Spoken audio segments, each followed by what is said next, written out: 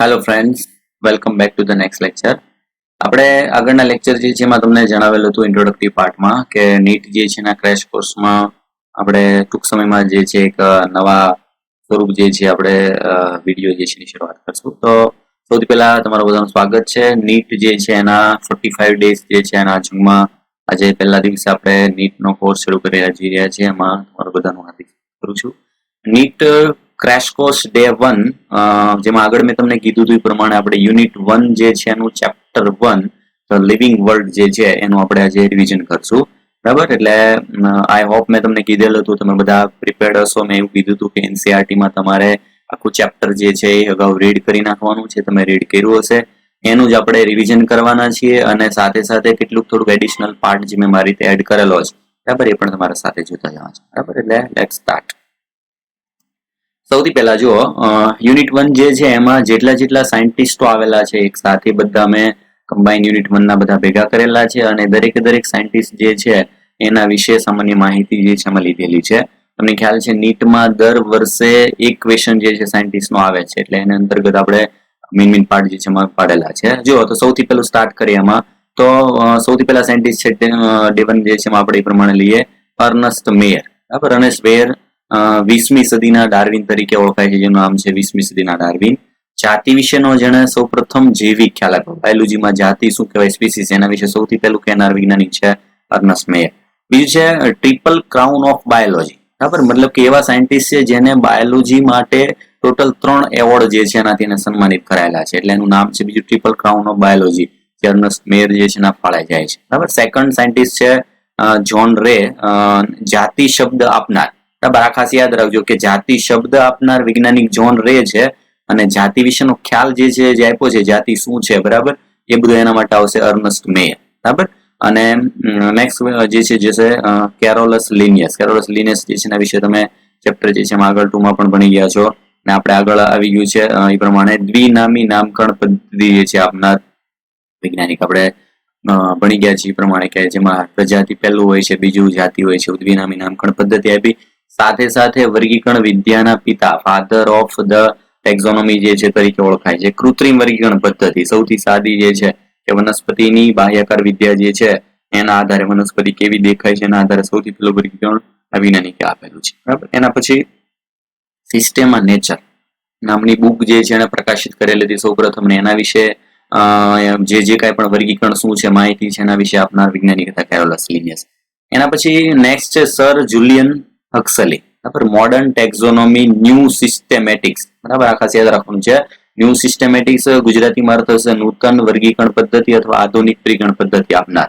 Modern taxonomy એટલે જે normal ખાલી વર્ગીકરણ વિદ્યા જે છે એ આપનાર સિસ્ટમ ઓફ નેચર જે છે એના પરથી તમને ખ્યાલ છે એ પ્રમાણે એમાં શબ્દ જે છે આવે છે એના પરથી તમારા ટેક્સ્ટબુકમાં લીધેલા છે સિસ્ટેમેટિક્સ. બરાબર, સિસ્ટેમેટિક જે છે શબ્દ જે આવેલો છે એ શબ્દ આપનાર કોણ થશે, તો એ થશે કેરોલસ લિનિયસ. પણ એમાં જ વર્ડ જે છે આવી જશે ન્યૂ સિસ્ટેમેટિક જે છે આપનાર વૈજ્ઞાનિક કોણ છે, તો એ થશે સર જુલિયન હક્સલી. બરાબર, એના પછી નેક્સ્ટ છે એરિસ્ટોટલ. વનસ્પતિને સૌથી પહેલા જે 3 વિભાગ જે છે એમાં વિભાજિત કરેલા છે, છોડ, ક્ષુપ અને વૃક્ષ. બરાબર, સૌથી પહેલું જે છે એના વિશે પ્રાણી જે છે એમાં કે તો પ્રાણીમાં એને 2 વિભાગમાં વિભાજિત કરેલી હતી. તમને આગળ ભણી ગયા છે પ્રમાણે કે પ્રાણીઓને 2 વિભાગમાં એને વિભાજિત કરેલી હતી. સૌથી પહેલો ભાગ જે છે એ છે રુધિર વાળા, રુધિર ધરાવે છે, આ સૌથી પહેલું, અને બીજું છે રુધિર વગર. મતલબ જેમાં લાલ રંગનું રુધિર છે, બરાબર, એ વિભાગ વાળો એક પ્રાણી, અને બીજા જે છે એમાં રુધિર લાલ રંગનું નથી. બરાબર, એવા પ્રકારને 2 વિભાગમાં વિભાજિત કરેલા.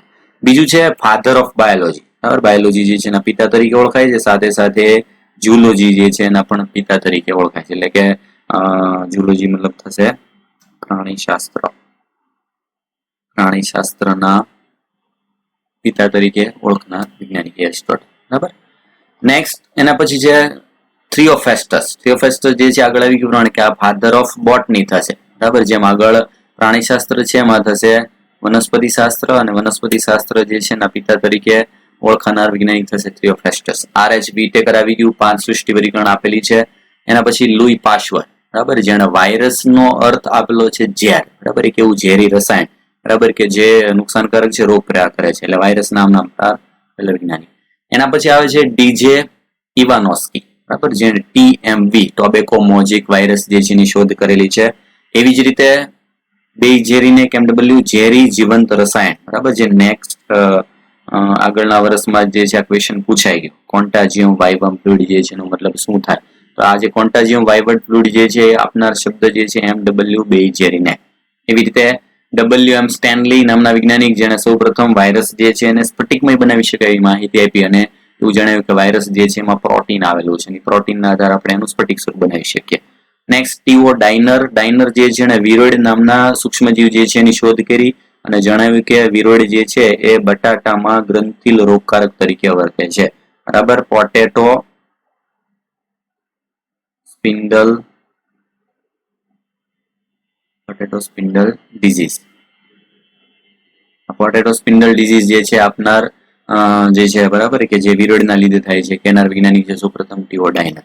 એના પછી નેક્સ્ટ છે કાર્લ વુઝ. બરાબર, વુઝ નામના વૈજ્ઞાનિકે સૌથી પહેલા ત્રિક્ષેત્રીય વર્ગીકરણ આપ્યું જેમાં જણાવ્યું કે સૂક્ષ્મજીવો જે છે બરાબર બધા જે સજીવો જે છે એ 3 ક્ષેત્રમાં છે, આર્કિયા ડોમેઇન, બેક્ટેરિયા ડોમેઇન અને યુકેરિયા ડોમેઇન. બરાબર, એના પછી નવા સાયન્ટિસ્ટ છે ટેમી, જે ટેક્સ્ટબુકમાં તમારે આપેલું નથી, યાદ રાખજો. રિટ્રોવાયરસ જે છે એના શોધક, સૌથી પહેલા જે કીધું કે રિટ્રોવાયરસ શું છે એના વિશે માહિતી આપનાર વૈજ્ઞાનિક. નેક્સ્ટ છે હેકલ ત્રિસૃષ્ટિ વર્ગીકરણ. દ્વિસૃષ્ટિ વર્ગીકરણ જે છે આપણે એમાં આપેલું છે કે એમાં વનસ્પતિ સૃષ્ટિ અને પ્રાણી સૃષ્ટિ એવા 2 વિભાગ આપેલા છે, કેરોલસ લિનિયસ.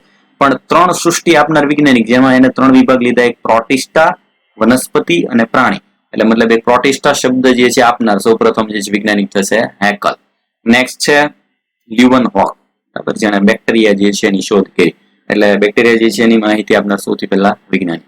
આથી ગયા છે 16 વૈજ્ઞાનિકો જે યુનિટ 1 સાથે રિલેટેડ છે અને એની સાથે જે છે એમાં એની માહિતી, બરાબર, એટલે એ સાથે તમારે એડ કરી દેવાનું છે.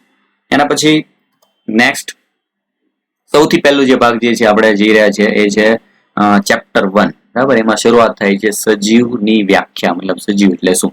તો તમે ભણી ગયા છો એ પ્રમાણે સજીવની વ્યાખ્યા આપવા માટે આપણે સજીવ જે છે એના વિવિધ લક્ષણો જે છે એનો અભ્યાસ કરવો પડે કે કોના આધારે આપણે સજીવ છે એને કહી શકીએ કે આ સજીવ છે. તો ચાર્ટ સ્વરૂપે દોરીને ટ્રાય કરેલી છે, એમાં અલગ અલગ જે છે એના લક્ષણો લીધેલા છે, તમે એક એક વાર આપણે જોઈ લેજો. સૌથી પહેલું છે સજીવનું લક્ષણ તરીકે વૃદ્ધિ. વૃદ્ધિ જે છે એનો મતલબ શું? તો તમે ભણી ગયા એ પ્રમાણે વૃદ્ધિનો મતલબ થશે કોઈ પણ જે છે એ સજીવોમાં અથવા તો નિર્જીવમાં પણ જોઈ શકાય કદ અને સંખ્યામાં થતો વધારો. બરાબર, કદ અને સંખ્યામાં થતો વધારો જેને આપણે એક વૃદ્ધિના માપન તરીકે લઈએ છીએ. સજીવના સંદર્ભમાં લઈએ બરાબર, તો જ્યારે ચય ક્રિયાનું પ્રમાણ અપચય કરતા વધારે હોય ત્યારે વૃદ્ધિ થાય. અને બીજું એક્ઝેક્ટ એનાથી ઊંધું છે, અપચય ક્રિયા વધારે હોય, ચય ક્રિયા જે છે ઓછી હોય ત્યારે ઘસારો નામની ક્રિયા જે જોવા મળે. સંપૂર્ણ લક્ષણ નથી આ ખાસ, બરાબર, ડેફિનેટ જે છે કેરેક્ટર ન ગણી શકાય. શું કામ? કારણ કે તમે ભણી ગયા કે વૃદ્ધિ જે છે એ નિર્જીવોમાં પણ શક્ય છે. જેમ કે પર્વતો જે છે એના ઉપર કોઈ પણ ધૂળની ડમરીઓ ભેગી થાય તેનું કદ વધે. કદ વધારો થવો બરાબર એ માત્ર ને માત્ર સજીવમાં થાય એવું જરૂરી નથી, નિર્જીવમાં પણ થઈ શકે. બરાબર, એટલા માટે આપણે એને સજીવનું સંપૂર્ણ લક્ષણ ગણતા નથી. બરાબર, નેક્સ્ટ બીજું આવશે પ્રજનન. શું અર્થ થશે? તો પ્રજનનનો મતલબ થાય કે સજીવ પુખ્ત વયે પોતાના જેવા નવા જે છે સજીવનું નિર્માણ કરે એવી ક્ષમતા. સંપૂર્ણ લક્ષણ નથી. બરાબર, શું કામ સંપૂર્ણ લક્ષણ નથી? કારણ કે એમાં અપવાદ છે, જેમ કે ખચ્ચર અને વંધ્ય માખી. બરાબર, ખચ્ચર અને વંધ્ય માખી બંને જે છે એ કેવા છે? તો કે આ બંને જે છે એ વંધ્ય સજીવો છે. વંધ્ય સજીવો હોય એનો મતલબ એ સજીવો હોવા છતાં તેમાં પ્રજનન ક્ષમતા નથી.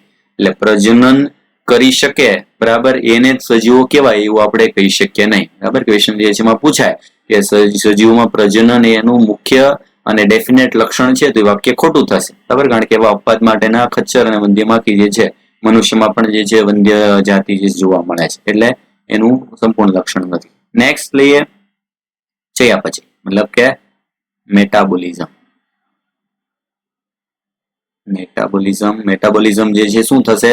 તો કે ચયાપચય જે છે પ્રક્રિયાનો સૌથી પહેલો અર્થ થશે 2 શબ્દમાં આવેલા છે, ચય ક્રિયા, અપચય ક્રિયા.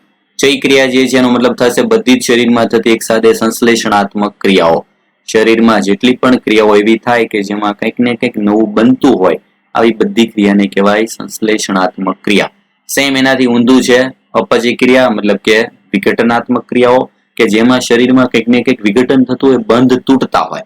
હવે સ્વાભાવિક છે જો કે સંશ્લેષણાત્મક ક્રિયાઓ હોય એટલે એમાં બંધ બધા બનતા હોય તો ઉર્જા જે છે એની જરૂર પડશે. એટલે મોટા ભાગે બધી જે ચય ક્રિયાઓ હોય બરાબર એ શક્તિગ્રાહી હોય, મતલબ કે એમાં શક્તિ જે છે એની જરૂર પડે, અને જ્યારે અપચય ક્રિયાઓ હોય જે વિઘટનાત્મક હોય એમાં બંધ જે છે બધા તૂટતા હોય, એટલે આ બધી ક્રિયા જે છે એ થશે શક્તિ ત્યાગી ક્રિયા. શક્તિગ્રાહી અને શક્તિ ત્યાગી આ બંને પ્રક્રિયાઓ કરવા માટે જરૂર પડશે ઉર્જાની. એનો મતલબ કે એની સાથે સંકળાયેલો શબ્દ આવશે ઉર્જા રૂપાંતરણ, જેમાં આપણો મુખ્ય ઉર્જાનો સ્ત્રોત શું છે? એટીપી. એટીપી એકમાં બનશે, એકમાં એટીપી જે છે એ તૂટશે, તો આ બંને જે છે એ પ્રક્રિયા સંકળાયેલી છે જેના આધારે આપણા શરીરની આખી ચયાપચય પ્રક્રિયાઓ થતી રહે છે. એટલે નીચે શબ્દ દર્શાવે છે ઉર્જા રૂપાંતરણ. હવે ચયાપચય પ્રક્રિયા જે છે એને સજીવનું સંપૂર્ણ લક્ષણ ગણેલું છે. સંપૂર્ણ લક્ષણ જે છે એ શું કામ છે? તો ચયાપચય પ્રક્રિયા જે છે એ ક્યાં થાય છે? તો કે સજીવોના બંધારણીય ઘટક તરીકે કોષ જે છે એની અંદર.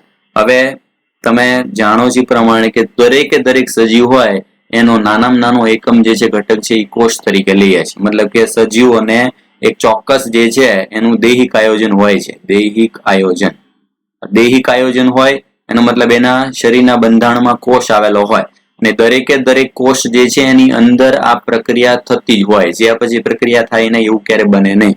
હવે જો દરેક સજીવના બંધારણમાં કોષ આવેલો હોય તો કોષની અંદર ચયાપચય પ્રક્રિયાઓ થતી જ હોય. એટલે સ્વાભાવિક છે કે બધી ચયાપચય પ્રક્રિયાઓ જે છે એને આપણે સજીવનું સંપૂર્ણ લક્ષણ જે છે તરીકે ગણી શકીએ. એટલે આ એનું એક સંપૂર્ણ લક્ષણ થશે. એના પછી નેક્સ્ટ છે દૈહિક આયોજન. દૈહિક આયોજનનો મતલબ શું થશે? તો કે કોષોની ચોક્કસ ગોઠવણી. દરેક સજીવ જે છે એક કોષી અમીબાથી માંડી અને જટિલ પ્રાણી સુધી બધા તમે જોશો બરાબર, તેમાં દરેકમાં ચોક્કસ કોષોની ગોઠવણી છે. એક કોષી સજીવ હોય તેમાં કોષો માત્ર હશે બરાબર. પછી પેશી સ્તરીય આયોજન જે છે એમાં જોશું તો કોષોમાંથી ચોક્કસ પેશી બનશે, એમાંથી અંગ બને છે, પણ એ બધાની પેટર્ન એક ચોક્કસ જે છે પેટર્નમાં છે. આડેધડ જે છે કોઈ પણ રીતે એમાં કોષોની ગોઠવણી નહીં હોય બરાબર. અપવાદ સ્વરૂપે શું કામ લીધું? આમાં અપવાદ લીધું છે વાયરસ. કારણ કે વાયરસ જે છે એક સજીવ અને નિર્જીવને જોડતી કડી છે બરાબર. સજીવ અને નિર્જીવને જોડતી કડી. સજીવ અને નિર્જીવને જોડતી કડી હોય એટલે સ્વાભાવિક છે કે એમાં સજીવ તરીકેના કોઈ ગુણધર્મ જોવા મળે, નિર્જીવ તરીકેના પણ ગુણધર્મો જોવા મળે. મતલબ એમાં કોષીય આયોજન નથી. ખ્યાલ છે કે યજમાન કોષની અંદર દાખલ થાય પછી પોતાનું સજીવ સ્વરૂપ જે છે ધારણ કરે, એટલે એને અપવાદ તરીકે લઈ શકીએ. નેક્સ્ટ ટોપિક જે છે એ છે સભાનતા, એલર્ટનેસ બરાબર, કોન્શિયસનેસ. કોઈ પણ પ્રાણી જે છે કોઈ પણ સજીવ હોય બરાબર, એની આજુબાજુની સ્થિતિમાં શું ચાલે છે એનાથી હંમેશના માટે પરિચિત હોય અને હંમેશા કોન્શિયસનેસમાં હોય. એમાં યાદ રાખજો ટેક્સ્ટબુકમાં આપેલું છે કે મનુષ્ય જે છે એ એકમાત્ર એવું પ્રાણી છે કે જેમાં સ્વયં સભાનતા છે, મતલબ સેલ્ફ કોન્શિયસનેસ. મનુષ્ય જે છે એ ખુદ પોતાની સ્થિતિ જે છે પોતાની જાતે જે છે એ જાણી શકે. મતલબ તમને ખ્યાલ છે કે વ્યક્તિ ઊંઘમાં હોય, સૂતો હોય ત્યારે પણ આજુબાજુના સેન્સ જે છે એ અનુભવ કરી શકે છે બરાબર. એનામાં આજુબાજુ જે છે એની પરિસ્થિતિમાં શું ચાલે છે એની અંદર કોન્શિયસ માઇન્ડ જે છે આવેલું છે બરાબર. આપણે સબકોન્શિયસ માઇન્ડ ને કોન્શિયસ માઇન્ડ જે પ્રકાર છે એવું માત્ર મનુષ્યમાં છે. મનુષ્ય માત્ર એક પ્રાણી એવું છે કે જેમાં સેલ્ફ કોન્શિયસનેસ છે. ક્વેશ્ચન પૂછાય છે કે દરેક પ્રાણી જે છે એમાં સેલ્ફ કોન્શિયસનેસ જોવા મળે બરાબર. તો એવું હોતું નથી, યાદ રાખજો. માત્ર ને માત્ર પ્રાણીઓમાં મનુષ્ય એક જ એવું છે કે જેમાં સ્વયં સભાનતા હોય, બાકી બધામાં ખાલી કોન્શિયસનેસ જોવા મળે, મતલબ સભાનતા હોય બરાબર, જેને આપણે જાગૃત અવસ્થા તરીકે પણ ઓળખી શકીએ. અને આવું બધા પ્રાણી સજીવોમાં થતું હોવાથી એને આપણે ગણશું સંપૂર્ણ લક્ષણ. અત્યાર સુધીના જે છે બધા ભાગમાં જોશો તમે તો એક સંપૂર્ણ લક્ષણ જે છે કયું આવ્યું? તો કે આગળ આવી ગયું ચયાપચય બરાબર, ને સાથે બીજું આવશે સભાનતા બરાબર, જે સજીવનું સંપૂર્ણ લક્ષણ છે. એના પછી સમસ્થિતિ. સમસ્થિતિ જે છે એના માટે ઇંગ્લિશ શબ્દ છે હોમોસ્ટેસિસ. હોમોસ્ટેસિસ નો મતલબ શું થશે? તો કે આપણા શરીર જે છે એની આંતરિક સ્થિતિ જે છે, આંતરિક સ્થિતિમાં ખાસ કરીને એમાં લેવામાં આવે છે શરીરનું તાપમાન બરાબર. કે આપણા શરીરનું તાપમાન જે છે તમને ખ્યાલ છે કે શરીર જે છે એમાં બહારની સ્થિતિમાં કોઈ પણ તાપમાન હોય આપણા શરીરનું તાપમાન જળવાયેલું રહે છે બરાબર. એમ દરેક પ્રાણી જે છે એમાં તમે એના આધારે સમતાપી અને અસમતાપી એવા પ્રકાર જે છે જાણો છો. શરીરની આજુબાજુની સ્થિતિ પ્રમાણે શરીરની આંતરિક સ્થિતિ જાળવી રાખવી, બરાબર, રુધિરની પીએચ જાળવી રાખવી, રુધિર જે છે એની અંદરના ઘટકો જાળવી રાખવા, તાપમાન જાળવી રાખવું, આ બધી જે ક્ષમતા જે છે ને કહેવાય સમસ્થિતિ અથવા હોમોસ્ટેસિસ, જે સજીવનું એક લક્ષણ છે. એના પછી છે ઉર્જા. તો ઉર્જા જે છે આગળ કીધું પ્રમાણે શરીરમાં દેહધર્મી ક્રિયાઓ જે પછી ક્રિયાઓ કરવા માટે પહેલો સ્ત્રોત જે છે એ જરૂર પડશે ઉર્જાની. ઉર્જા કયા સ્વરૂપે શરીરમાં વપરાય? તો આવશે હંમેશા મુક્ત ઉર્જાની જરૂર પડે. મુક્ત ઉર્જાનો મતલબ થશે કે જે ઉર્જા આપણે વાપરી શકીએ, જે ઉર્જાનો ઉપયોગ કરી શકીએ, એ બધી ઉર્જાને કહેવાય મુક્ત ઉર્જા. મુક્ત ઉર્જાનો સંબંધ એન્ટ્રોપી સાથે શું છે? જો તો એન્ટ્રોપી ચલે છે 1 મુક્ત ઉર્જા, મતલબ એ વ્યસ્ત પ્રમાણમાં છે. સજીવો જે છે એમાં જેમ મુક્ત ઉર્જા વધે એમ એન્ટ્રોપી ઘટે, બરાબર. એન્ટ્રોપી જે છે એનો મતલબ શું થશે? તો એન્ટ્રોપી જે છે યાદ રાખજો કે આપણે એન્ટ્રોપી ના વિશે કહીએ તો એન્ટ્રોપી નો મતલબ થશે, એન્ટ્રોપી મતલબ સજીવોમાં અવ્યવસ્થાનું પરિમાણ. અવ્યવસ્થાનું પરિમાણ. અવ્યવસ્થાનું પરિણામ મતલબ શું થશે? પરિમાણ. જેમ જેમ સજીવોમાં એન્ટ્રોપી વધે, બરાબર, એમ સજીવ જે છે એ મૃત્યુ તરફ જાય. એવું માની શકાય કે મૃત્યુનો મતલબ કે એની એન્ટ્રોપી જે છે સંપૂર્ણપણે વધી ગઈ. એના શરીર જે છે એમાં સંપૂર્ણપણે બધા તંત્રો જે છે અવ્યવસ્થિત થઈ જાય, તો એનો મતલબ કે એમાં એન્ટ્રોપી ખૂબ વધારે છે એવું માની શકાય. એન્ટ્રોપી અને મુક્ત ઉર્જા જે છે એનો આ સંબંધ આ રીતે છે. નેક્સ્ટ એના પછી ટોપિક છે પર્યાવરણ જે છે એના સામે પ્રતિચાર. પર્યાવરણ સામે પ્રતિચાર દર્શાવો એટલે ઇનડાયરેક્ટલી જે છે આ સભાનતાની સાથે રિલેટેડ છે. જેમ કે દરેકે દરેક પ્રાણી જે છે એમાં આજુબાજુમાં શું થઈ રહ્યું છે, એમાં ખાસ કરીને ઉદાહરણ તરીકે પ્રકાશાનું વર્તન, વનસ્પતિ જલાનું વર્તન જે છે બંને દર્શાવે છે. વનસ્પતિ તમને ખ્યાલ છે એનું જે ટોચનો ભાગ હોય, બરાબર, એ જે બાજુ પ્રકાશ હોય એ બાજુ ઓટોમેટિક વળે છે. પ્રકાશનું વર્તન જે છે એમાં ધન પ્રકાશનું વર્તન અને ઋણ પ્રકાશનું વર્તન જોવા મળે છે. એમાં ધન પ્રકાશનું વર્તન જે છે શોમાં જોવા મળશે? તો એમાં આવશે પ્રકાંડ. ઋણ શેમાં જોવા મળશે? મૂળ. કારણ કે મૂળ જે છે એ પ્રકાશની વિરુદ્ધ દિશામાં જ હંમેશા હોય. પ્રકાંડ જે છે હંમેશા પ્રકાશની દિશામાં હોય. સેમ એ જ રીતે જલાનું વર્તન, એમાં પણ ધન અને ઋણ બે પ્રકાર આવશે. ધન જે છે એ શેમાં આવશે? તો કે જે પાણીની દિશામાં જાય છે એ આવશે એમાં મૂળ. તો મૂળ જે છે એમાં ધન જલાનું વર્તન અને પ્રકાંડ જે છે એમાં આવશે ઋણ. પાણી જે છે એની વિરુદ્ધ દિશામાં, મતલબ કે ઉપરની દિશામાં જે છે એની વૃદ્ધિ થશે. પરસેવો થવો, શરીરમાં જ્ઞાનેન્દ્રિયો બધી, બરાબર, સ્પર્શ જે છે, ગંધ, દબાણ, આ બધાની સામે આપણે પ્રતિચાર દર્શાવીએ છીએ, ચોક્કસ એક રિસ્પોન્સ આપીએ છીએ. રિસ્પોન્સ આપવા માટેની પ્રક્રિયા એને કહેવાય પર્યાવરણ સામે પ્રતિચાર. એ પણ સજીવનું એક સંપૂર્ણ લક્ષણ છે.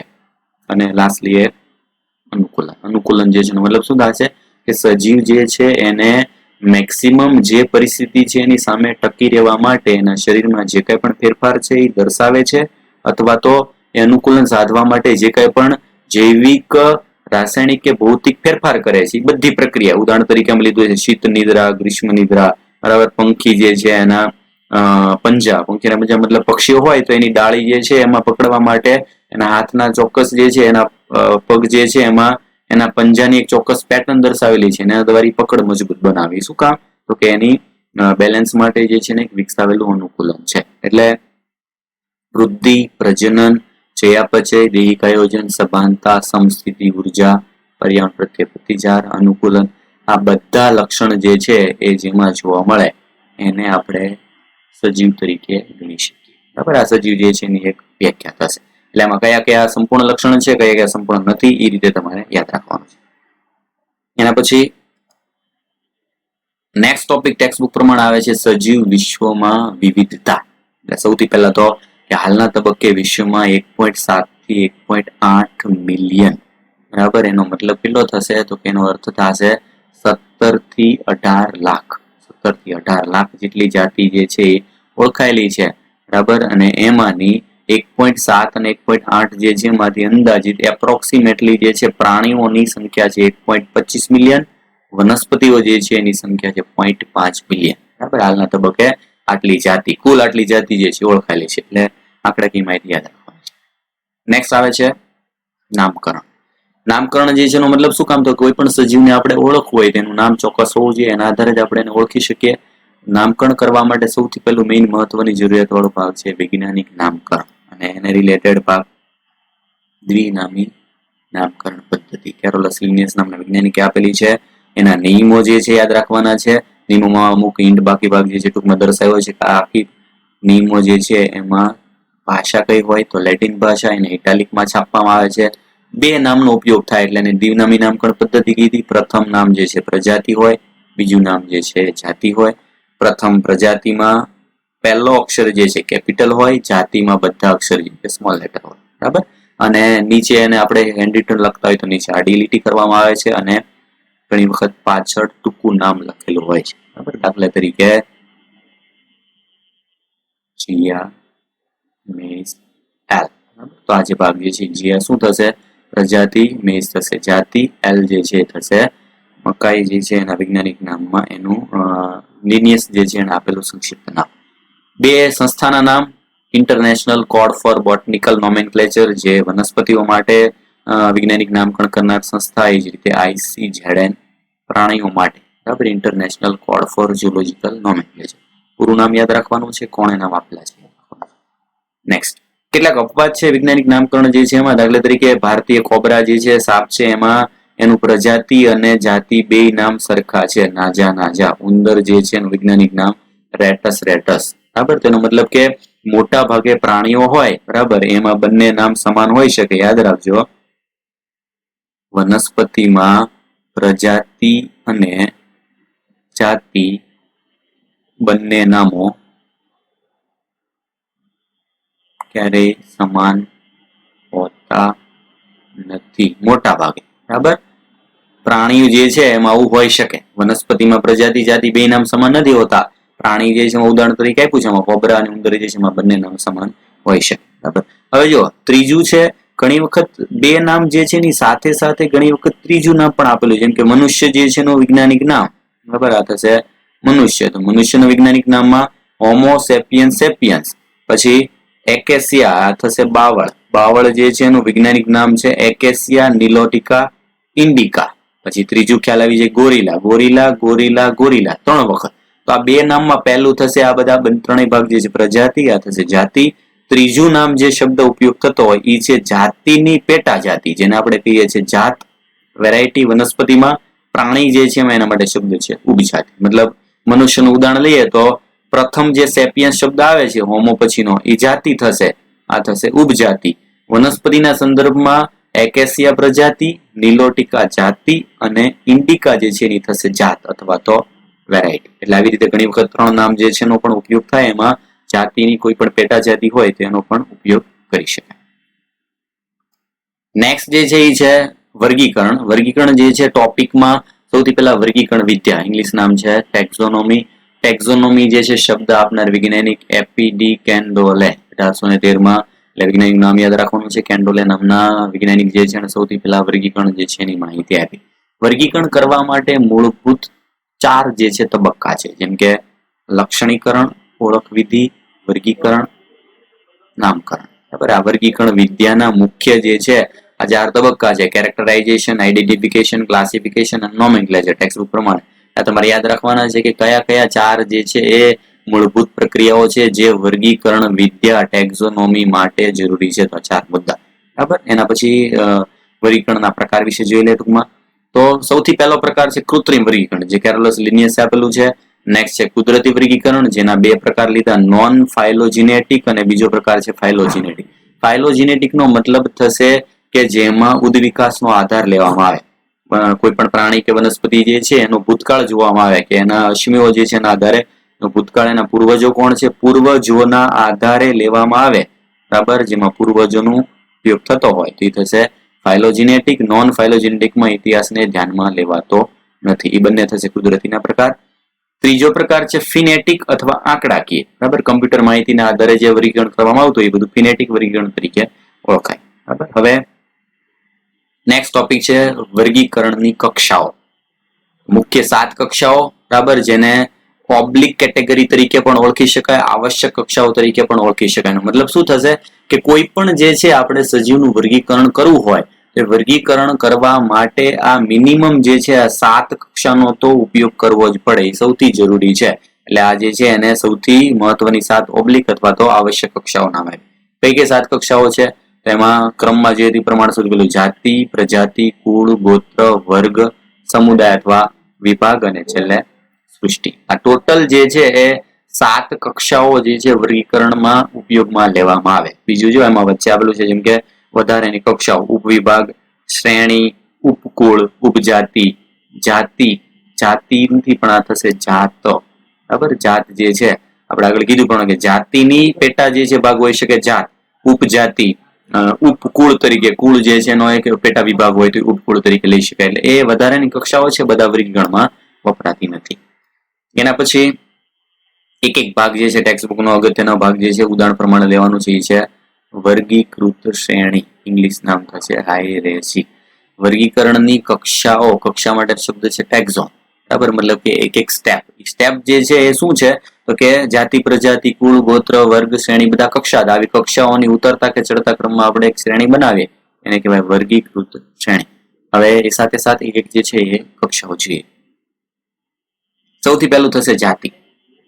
સ્પીસીસ, તો એનો અર્થ જે છે વ્યાખ્યા પ્રમાણે લઈએ, વધુમાં વધુ લક્ષણોમાં સામ્યતા જે છે ધરાવતા સજીવોનો સમૂહ એટલે થશે જાતિ. બીજું, વર્ગીકરણનો સૌથી નિમ્ન કક્ષાનો ભાગ. આપણે કોઈ પણ જે છે વર્ગીકરણ કરીએ તેમાં સૌથી નીચેના ભાગમાં છેલ્લામાં છેલ્લો ભાગ શું હોય તો જાતિ જે છે જોવા મળે. એના પછી વ્યાખ્યા છે આંતર પ્રજનન કરી શકે તેવા સજીવોનો સમૂહ. ખાસ યાદ રાખજો કે માત્ર આંતર પ્રજનન જે છે એક જાતિ વચ્ચે જ થાય. બે અલગ અલગ જાતિ જે છે એના વચ્ચે પ્રજનન થતું નથી. બરાબર, આપણે સંકરણ કરવા માટેનો ઉપયોગ કરીએ છીએ, પણ જે સજીવો આંતર પ્રજનન કરી શકે છે કુદરતી રીતે, બરાબર, કૃત્રિમ નહીં, કુદરતી રીતે જે સજીવો આંતર પ્રજનન કરે છે એ બધા મોટા ભાગે એક જ જાતિના હોય છે. બરાબર, એક જ જાતિના હોવા જે છે જોઈએ એટલે આપણે જાતિની વ્યાખ્યામાં લઈ શકીએ. એના પછી દરેક પ્રજાતિ જે છે એને એક કરતા વધુ ચોક્કસ જાતિઓ હોઈ શકે. આપણે ઉદાહરણ જોઈશું કે કોઈ એક પ્રજાતિમાં એક કરતા વધારે જાતિ જે છે એમાં આવી શકે. એના પછી નજીકની સંબંધિત જાતિ વચ્ચેની પ્રજનન મોટા ભાગે ફળદ્રુપ સંતતિ નિર્માણ કરે. આગળ કીધું પ્રમાણે કે આંતર પ્રજનન શક્ય છે. હવે આંતર પ્રજનન કરશું, બરાબર, એટલે એના પછી એની સંકર જાત અથવા તો સામાન્ય જાત નિર્માણ થાય. એ જાતિ મોટા ભાગે ફળદ્રુપ એટલે પ્રજનનક્ષમ હોય, પણ એ વંધ્ય પણ હોઈ શકે. કેટલાક ઉદાહરણ આપેલા છે, બરાબર, અને આ પણ તમારે આગળ જે છે ખચ્ચરનું ઉદાહરણ આવ્યું એટલે પ્રમાણે ઉપયોગી છે, યાદ રાખજો. જો 4 ઉદાહરણ આપેલા છે, એમાં પહેલું ઉદાહરણ જે છે એ છે ખચ્ચર. બરાબર, ખચ્ચર જે છે એ માદા ઘોડા અને નર ગધેડા જે છે એનું સંકર જાત છે, મૂળ ઇંગ્લિશમાં કહેવાય. એવી જ રીતનો બીજો ભાગ છે હિની. બરાબર, હિની અને ખચ્ચર બંને જાતિ રીતે વંધ્ય સજીવો છે. માદા ઘોડા અને નર ગધેડાનું મિશ્રણ થશે ખચ્ચર. એવી રીતે આનાથી ઊંધું નર ઘોડો અને માદા જે છે ગધેડા એ બંનેનું સંકર જાત થશે હિની. એટલે આમાં તમારે ટેક્સ્ટબુકમાં આપેલું છે આ ખચ્ચર, પણ એ કયા કયા પ્રકારના કઈ જાતિના સજીવો જે છે એની સંકર જાત છે યાદ રાખો. એવી જ રીતે બીજું ઉદાહરણ છે નર જાતિ તરીકે વાઘ અને માદા તરીકે સિંહ એનું સંકર જાત જે છે નામ છે ટીગોન. ટાઈગર પ્લસ લાયન એના પરથી નામ આપેલું છે ટીગોન. અને એવી જ રીતે નર જાતિ તરીકે સિંહ લઈએ, બરાબર, અને માદા જાતિ જે છે તરીકે વાઘ લઈએ તો એનું નામ થશે લાઇગર. બરાબર, હવે જો લાઇગર અને ટીગોન બંને પ્રજનનક્ષમ સંકર જાત છે. આ બંને આ શું થશે તો કે વંધ્ય સંકર જાત, જ્યારે લાઇગર અને ટીગોની બંને થશે પ્રજનનક્ષમ સંકર જાત. સંકર જાત જે છે આગળ કીધું પ્રમાણે કે ફળદ્રુપ પણ હોઈ શકે અને વંધ્ય પણ હોઈ શકે. એના ઉદાહરણ. એના પછી ઉદાહરણ લઈએ ટેક્સ્ટબુક પ્રમાણે. જો ઉદાહરણ તરીકે આંબો, વૈજ્ઞાનિક નામ મેન્જીફેરા ઇન્ડિકા, બટાટા સોલેનમ ટ્યુબરોઝમ અને સિંહ જે છે એમાં પેન્થેરા લિયો. એમાં ઇન્ડિકા, લિયો અને ટ્યુબરોઝમ આ ત્રણેય શું છે જાતિ. બરાબર, જે વૈજ્ઞાનિક નામ જે છે એમાં બીજું નામ હોય જાતિ તરીકે આપણે લઈ શકીએ. ટેક્સ્ટબુકમાં આપેલું છે એ પ્રમાણે. નેક્સ્ટ બીજો ભાગ છે પ્રજાતિ, જીનસ. નજીકના ગાઢ સંબંધ ધરાવતા જાતિઓનું જૂથ. બરાબર, નજીકની સંબંધિત જાતિઓ ભેગી મળીને એક પ્રજાતિનું નિર્માણ કરે. ઉદાહરણ જોઈ લે તો ટેક્સ્ટબુક પ્રમાણે પહેલું ઉદાહરણ જે છે એ છે સોલેનમ. સોલેનમ પ્રજાતિમાં ટોટલ અલગ અલગ 3 પ્રકારની જાતિ જે છે જે ટેક્સ્ટબુકમાં જે સિવાયની ઘણી હોય છે, જેમ કે સોલેનમ ટ્યુબરોઝમ, બટાટા સોલેનમ નાઇગ્રમ, પીલુડી સોલેનમ મેલોન્જેના, રીંગણ. રીંગણ, પીલુડી અને બટાટા ત્રણેય સ્વતંત્ર જાતિ છે, પણ ત્રણેયની પ્રજાતિ એક જ છે, મતલબ કે સોલેનમ. સેમ એ જ રીતે પ્રાણીના ઉદાહરણમાં તરીકે કેનિસ પ્રજાતિમાં 3 અલગ અલગ જાતિ છે. કેનિસ ફેમિલિયારિસ એટલે કે કૂતરાનું વૈજ્ઞાનિક નામ, કેનિસ લ્યુપસ વરુ જે છે એનું વૈજ્ઞાનિક નામ કેનિસ ઓરિયસ, શિયાળ જે છે એનું વૈજ્ઞાનિક નામ. કૂતરો, શિયાળ, વરુ ત્રણેય અલગ અલગ જાતિ પણ ત્રણેયની પ્રજાતિ કેવી છે? સેમ, મતલબ કે કેનિસ. અને ત્રણેયના લક્ષણો તમે જોશો તો થોડાક જે છે એ મળતા આવે છે. એનું કારણ છે એની પ્રજાતિ એક જ છે. એવી જ રીતે ટેક્સ્ટ બુકનું ઉદાહરણ છે પેન્થેરા, પેન્થેરા લિયો, સિંહનું વૈજ્ઞાનિક નામ, પેન્થેરા ટાઇગ્રીસ વાઘનું વૈજ્ઞાનિક નામ, અને પેન્થેરા પાર્ડસ દીપડો ચિત્તો જે છે એનું વૈજ્ઞાનિક નામ.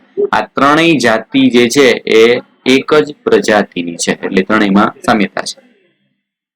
નેક્સ્ટ પાર્ટ, ત્રીજી જે છે કક્ષા થશે કુળ અથવા તો ફેમિલી. જાતિ અને પ્રજાતિની સાપેક્ષમાં ઓછી સમાનતા, ખાસ યાદ રાખજો, જાતિમાં અને પ્રજાતિમાં સજીવો જે રહેલા છે એમાં જેટલી સમાનતાઓ હોય એની કરતા થોડી ઓછી સમાનતા હોય એવી પ્રજાતિનું જૂથ. એટલે વ્યાખ્યા શું થશે? કુળ એટલે કે પ્રજાતિઓનો સમૂહ. હવે પ્રજાતિ તમને ખ્યાલ છે કે જાતિ પછી પ્રજાતિ છે, પ્રજાતિ પછી કુળ તરફ જઈએ એમ એના લક્ષણો જે છે એમાં સમાનતા ઘટતી જાય છે, મતલબ ભિન્નતા વધે. ઉદાહરણ લઈએ. ઉદાહરણ જે છે એમાં ટેક્સ્ટ બુકનું ઉદાહરણ પહેલું છે સોલેનેસી. સોલેનેસી કુળ જે છે એમાં સોલેનમ, પિટુનિયા અને ધતુરા ત્રણ અલગ અલગ પ્રજાતિ જે છે એનું એક જ કુળ છે સોલેનેસી. એવી જ રીતે પેન્થેરા છે, વાઘ, સિંહ, દીપડો જે છે આગળ આવી ગયું એની પ્રજાતિ છે. એવી રીતે બિલાડીની પ્રજાતિ છે ફેલિસ. આ બંને પ્રજાતિ એક જ કુળના છે. કુળનું નામ થશે ફેલિડિયા. ખાસ કરીને ફેલિડી અને ફેલિસ મિક્સ ના થાય, ફેલિડી કુળ છે. મોટા ભાગના બધા કુળ જે છે એમાં પાછળ એસી અથવા એડી એવો શબ્દ આવતો. યાદ રાખવાનું છે વનસ્પતિ જે છે મોટા ભાગે શબ્દ જે છે પાછળ આવતો હોય એસી, અને પ્રાણી જે છે મોટા ભાગે શબ્દ આવતો હોય કુળમાં એડી, જેનાથી તમને કુળ જે છે એ જુદા પાડી શકો. એવી રીતે ચોથું જે છે એ આવશે ગોત્ર એટલે કે ઓર્ડર.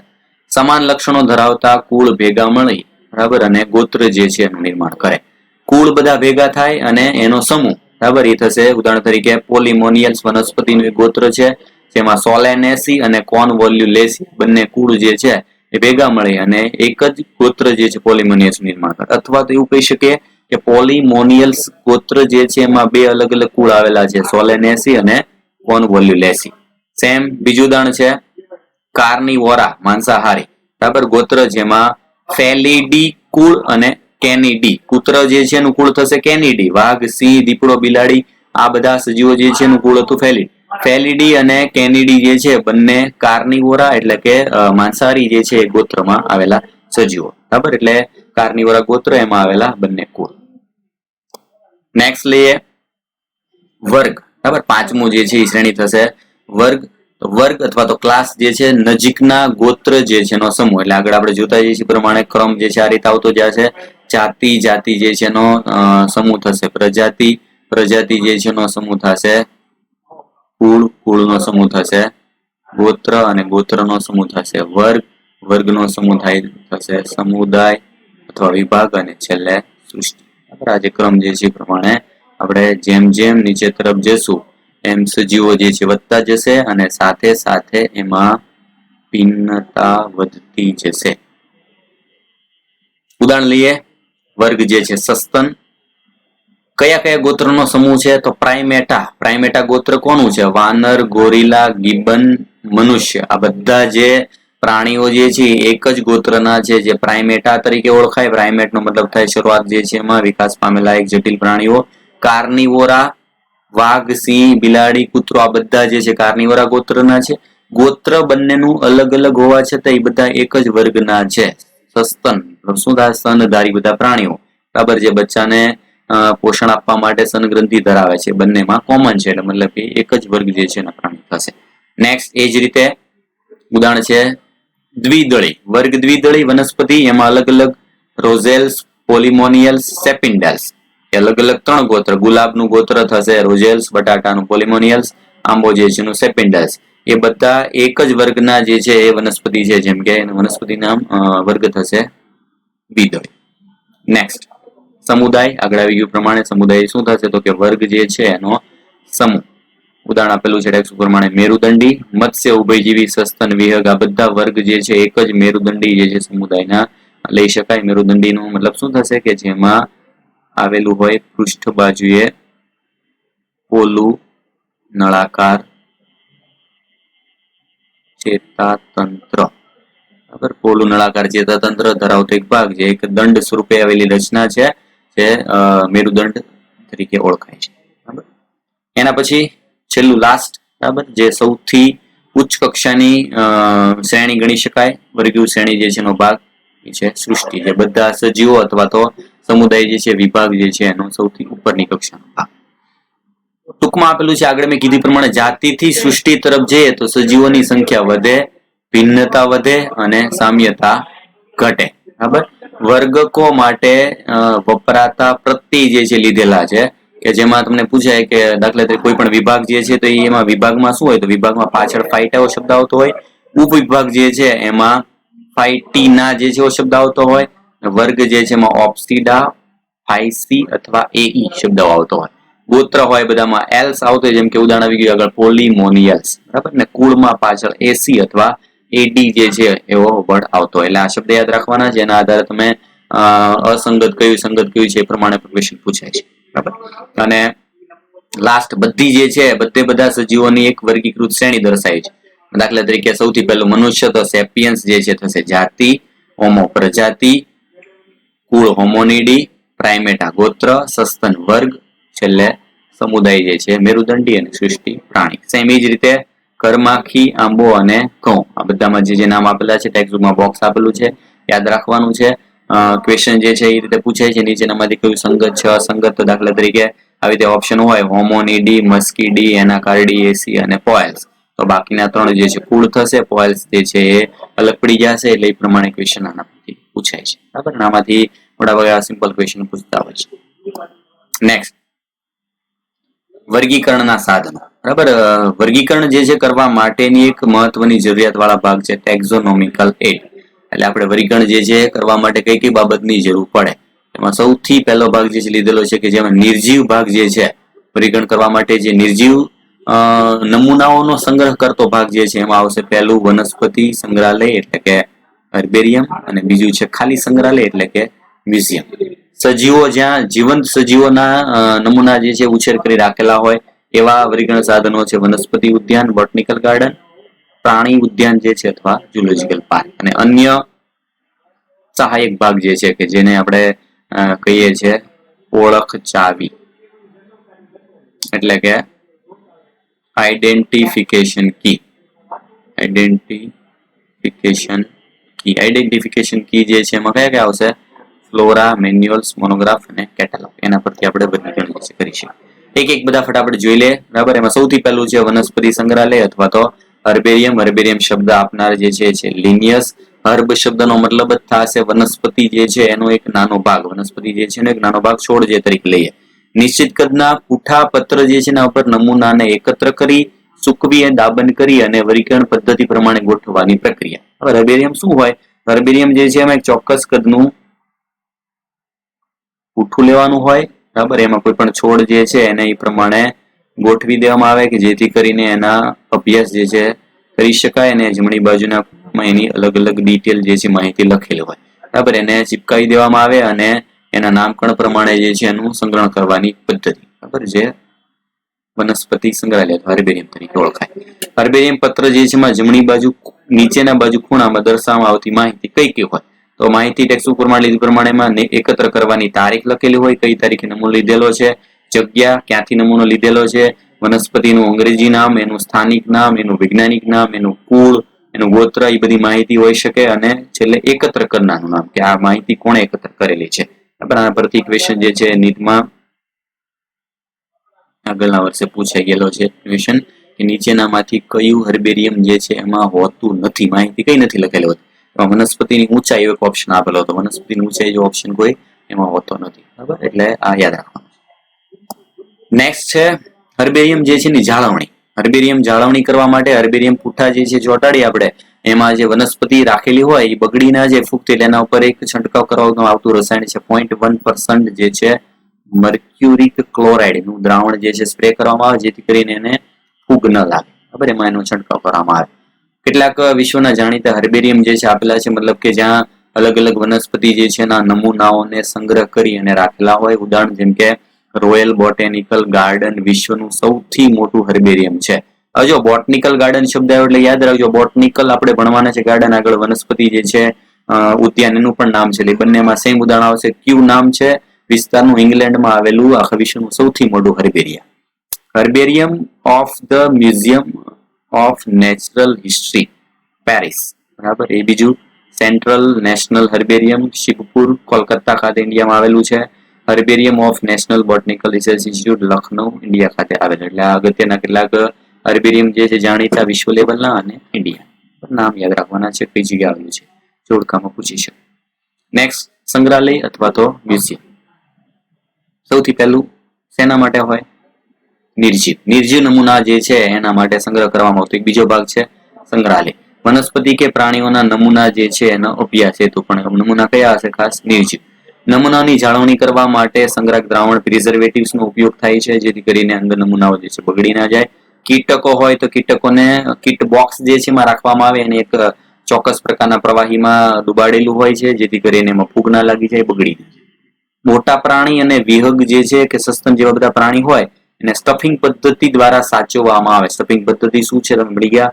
સ્ટફિંગ જે છે એમાં વનસ્પતિનો બહારનો ભાગ જે છે, પ્રાણી જે છે એનો બહારનો ભાગ જે છે એ બધો એમનો એઝ ઇટ ઇઝ રહેવા દેવામાં આવે, એની અંદરનો ભાગ જે છે મતલબ કે એનું માંસ ને બધું કાઢી નાખવામાં આવે, અંદર ભૂકો ભરી દેવામાં આવે અને ફરીથી સીવી અને એક નમૂનો જે છે એ બનાવવામાં આવે. આ પદ્ધતિનું નામ છે સ્ટફિંગ પદ્ધતિ. એટલે પૂછાય સ્ટફિંગ પદ્ધતિ શેના માટે છે? તો મોટા પ્રાણીઓ જેવા કે સસ્તન અને વિહંગો જે છે એના નમૂના બનાવવા માટે પદ્ધતિનો ઉપયોગ થાય. નેક્સ્ટ છે વનસ્પતિ ઉદ્યાન એટલે કે બોટેનિકલ ગાર્ડન. વનસ્પતિ સંગ્રહાલય અને ગાર્ડનમાં ફરક શું છે? તો કે આમાં કેવા નમૂનાઓ આવશે? સજીવ એટલે કે જીવંત. જીવંત નમૂનાઓ જે છે એનો સંગ્રહ કરવા માટે વપરાતો ભાગ એ થશે વનસ્પતિ ઉદ્યાન, બોટનિકલ ગાર્ડન, બરાબર. વનસ્પતિ જે છે ને જીવંત નમૂનાઓનો સંદર્ભ માહિતી અભ્યાસ હેતુ માટેનો ઉછેર. ઓળખ વિધિ માટે વનસ્પતિ પર વૈજ્ઞાનિક નામ, સ્થાનિક નામ, કુળ જે છે એના વિશેની માહિતી આપલી લખેલી. તમે ગાર્ડન જે છે અમુકમાં ફરવા ગયા તો ખ્યાલ હશે કે વનસ્પતિ જે છે ને થડ ઉપર એક ચોક્કસ પ્લેટ લગાડેલું, પ્લેટ ઉપર એનું વૈજ્ઞાનિક સાયન્ટિફિક નામ જે છે એડ કરેલું, જેના પરથી આપણે એ વનસ્પતિ જે છે એને ઓળખ કરી શકીએ. આગળની જેમ કેટલાક વિશ્વના જાણીતા બોટનિકલ ગાર્ડન્સ, બરાબર, જેમ કે રોયલ બોટનિકલ ગાર્ડન ક્યુ ઇંગ્લેન્ડ ખાતે, ઇન્ડિયન બોટનિકલ ગાર્ડન IBG જે કહેવાય છે હાવરા ખાતે આવેલું છે ભારત પશ્ચિમ બંગાળ. લોઇડ બોટનિકલ ગાર્ડન જે છે દાર્જિલિંગ ઇન્ડિયામાં આવેલું. National botanical research institute NBRI Lucknow, બરાબર, ઇન્ડિયા ખાતે આવેલું એક બોટનિકલ ગાર્ડન, નામ યાદ રાખવાનું છે. નેક્સ્ટ થશે પ્રાણી ઉદ્યાન એટલે કે ઝૂલોજિકલ પાર્ક. પ્રાણી ઉદ્યાન જે છે પણ આગળ ફરીથી કે જે જીવંત નમૂનાઓ, જે જીવંત નમૂના ના ગણાય પણ જીવંત પ્રાણીઓ, બરાબર, જીવંત પ્રાણી જે છે એના ઉછેર સાથે સંકળાયેલી એક ભાગ, જેમાં મનુષ્યની સીધી દેખરેખ નીચે સુરક્ષિત વાતાવરણમાં જંગલી પ્રાણીઓની સંભાળ, વર્તણૂક અને ખોરાકની આદત જે છે એનો અભ્યાસ પૂરો પાડવામાં આવે. સેમ આપેલું નથી ટેક્સ્ટ બુકમાં. ભારતના જાણીતા પ્રાણી ઉદ્યાન યાદ રાખવાના છે. દિલ્હી ખાતે આવેલું છે નેશનલ ઝૂલોજિકલ પાર્ક. પુણે મહારાષ્ટ્રમાં રાજીવ ગાંધી ઝૂલોજિકલ પાર્ક, બરાબર, નામ યાદ રાખવાનું છે. નંદનકાન, ઇન્દિરા ગાંધી, પદ્મજા નાયડુ, સરદાર બાગ, બરાબર. ગુજરાત, પશ્ચિમ બંગાળ જે જગ્યાએ જે ભાગ આવેલા છે ટેક્સ્ટ બુકમાં આપેલા નથી, આ ખાલી જાણકારી માટે. અને સૌથી લાસ્ટ ટોપિક ઓળખ છે, બરાબર, નીટ માટે અગત્યનો. કેટલી બધી વાર ક્વેશ્ચન આમાંથી પૂછાઈ ગયા છે. કયા કેવા ભાગ છે જેના આધારે આપણે વનસ્પતિ પ્રાણી જે છે એની ઓળખ કરી શકીએ? ઓળખ કરવા માટેની ચાવી. વનસ્પતિ પ્રાણીઓને સમાનતા અને અસમાનતાના આધારે ઓળખ વિધિમાં ઉપયોગી એક આધાર. 4 એમાં નામ આપેલા છે. 4 નામની માહિતી કેટલી બધી વાર પૂછાઈ ગઈ છે. જેમ કે સૌથી પહેલું છે ફ્લોરા એટલે કે વનસ્પતિની યાદી. જે વનસ્પતિ જે છે એના માટે શબ્દ આવશે ફ્લોરા. પ્રાણી જે છે, બરાબર, એના માટે નામ આવશે ફોના. વનસ્પતિઓનો સમૂહ ફ્લોરા, પ્રાણી માટે ફોના. ચોક્કસ વિસ્તારમાં આવેલ વનસ્પતિ જે છે એના વસવાટ વહેંચણીની માહિતી દર્શાવતો ભાગ ગણાશે ફ્લોરા. ચોક્કસ વિસ્તારમાં જોવા મળતી વનસ્પતિની જાતિ એની માહિતી આપે છે. કેટેલોગ સૂચિઓ મતલબ નાની પુસ્તિકા છે જે વનસ્પતિના નામની ચોક્કસ પુસ્તક નાનું છે જે લેખક અને એના પ્રકાશનોની માહિતી દર્શાવે. એટલે એક નાની બુક કે જેમાં કોઈ પણ જે છે વનસ્પતિ જે છે, બરાબર, એ કઈ જગ્યાએ આવેલી છે એના વિશેની માહિતી બધી લખેલી હોય. મેન્યુઅલ્સ પરિચય પુસ્તિકા ચોક્કસ વિસ્તારમાં વનસ્પતિ જાતોની ઓળખ વિધિ માટે માહિતી માટે ઉપયોગી. અને છેલ્લે મોનોગ્રાફ એટલે કે લઘુ પુસ્તિકા, એક વર્ગ ખાલી કોઈ પણ એક દાખલા તરીકે પેન્થેરા લઈએ તો પેન્થેરામાં જે વિભાગના પ્રાણીઓ હોય બધાની ખાલી માહિતી દર્શાવી તેને મોનોગ્રાફ કહેવાય. બરાબર. એમાં એક કુળ લઈએ કે કુળ જે છે ફેલિડી કુળ હોય તો ફેલિડી કુળ વિશેની તેમાં બધી માહિતી આવેલી. એમ કોઈ પણ એક વર્ગની માહિતી દર્શાવતો ભાગ એ થશે મોનોગ્રાફ. બરાબર. Thank you. અને આ જે કંઈ પણ આગળ કીધું હતું એ પ્રમાણે તમારે ટેક્સ્ટ બુક જે છે એમાં રીડ કરેલું છે એ પ્રમાણે ફરીથી જે એડિશનલ ભાગ જે છે એ તમારે એડ કરી લેવાનો છે. અને સાથે સાથે જે માહિતી એમાં આવેલી છે એ રીડ કરી અને તમારે એવું હોય તો નોટ આઉટ કરી લેવાનું છે. નેક્સ્ટ જે છે આપણે આના પછીનું ચેપ્ટર 2 જે છે વર્ગીકરણ વાળો ભાગ જે છે એ આગળના લેક્ચરમાં સ્ટાર્ટ કરશું.